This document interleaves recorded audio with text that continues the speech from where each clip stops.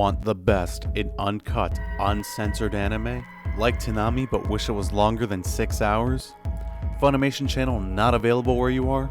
Viz is looking to change all of that with a revolutionary new service called Neon Alley. But is it totally worth it? Let's find out in this GeekE review.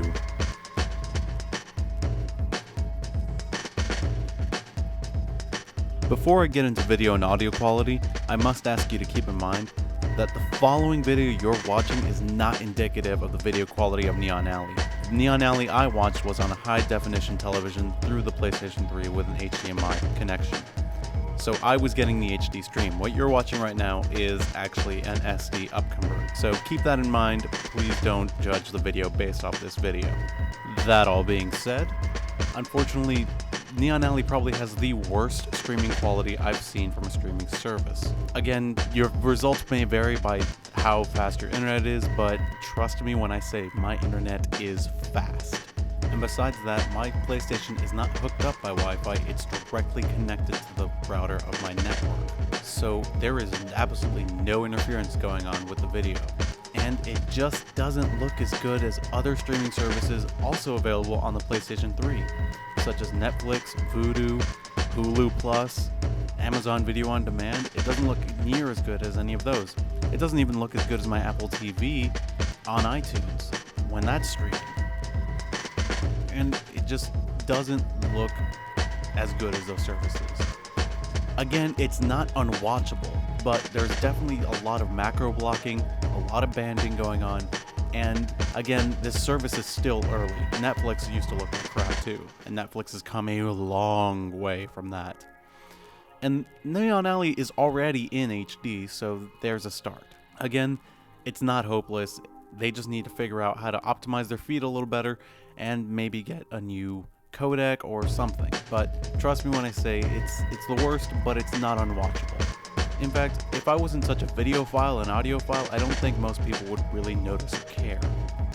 As for audio quality, well, audio quality actually sounds fine. It's crisp, it's clean, sounds totally fine out of my TV speakers. When I hooked it up to a surround sound system, there seemed to be no 5.1 tracks or surround sound tracks for anything on the service, but that's okay, it still sounds clear. Thanks for the words of wisdom.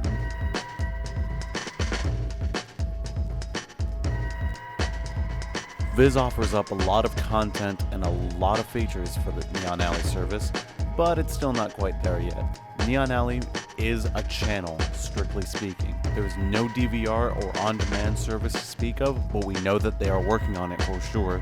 The only button you really get to press in Neon Alley is, well, the exit button or the electronic programming guide, which is the square button on your controller. It shows you what's coming up next and when to watch. That's about it. As for content is king here. A lot of Viz anime has made their way over, but not just Viz. Stuff from Aniplex and Funimation has made their way over as well. Hopefully we'll see new titles in the future, such as ones from Bandai, or Sentai Filmworks, and maybe even Media Blasters, but as of right now, it's still slim pickings unless you like Viz anime. Luckily, Viz seems to have a pretty diverse library, ranging from Nana to Naruto. And with stuff like One Piece and Blue Exorcist also joining the lineup, there's definitely going to be something for everyone to love. Of course, there's also live-action kung fu films. Personally, I'm just sticking with the anime here, and I didn't see any kung fu films during my review. Now, the other problem I have with the service, and unfortunately I did just mention this, but it is a major problem. It's the lack of DVR on-demand feature. It's a big deal. And I wish they hadn't launched the service without it, because while I was reviewing this, there was a week there where I was really busy with work, and I wanted to watch the new Tiger and Bunny dub, but didn't have the chance because I was at work, or it was on too late at night. So, again, the feature's coming, but it's something you need to be aware about. There's no DVR and on-demand. Hopefully, this will be addressed in the future, and we'll revisit it in a later review. Now, besides anime, there is also ads during the service. Now, they're little ads, it's like 2 to 3 ads, so it's not a big deal, and most of this stuff is actually advertisements you guys want to see. I've seen advertisements for Right Stuff, trading card games, Funimation anime that's coming out, and much, much more. But just keep in mind that there are ads. Personally, how I feel the service should be maybe approached is maybe in future expansion.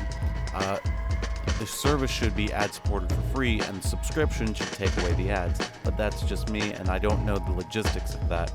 But that's just my 2 cents. It didn't really bother me that much, though. It's not a big deal, and they do show cool stuff, like what was the top 10 manga for the week. Unfortunately, they don't seem to update as often as they should, because as of this recording, when I made these recordings that you're seeing currently, it definitely was not that week that it was coming out.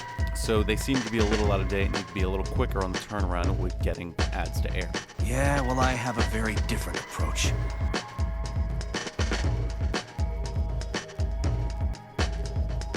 So overall, is Neon Alley worth it? At the current time, I have to say, no, it's not worth it. See, the problem is for $2 more, you can get Netflix or Hulu Plus and get access to way more content than just anime. And of course, that's on demand, so you get to choose whenever the hell you want to watch it, and it's available on more than one platform.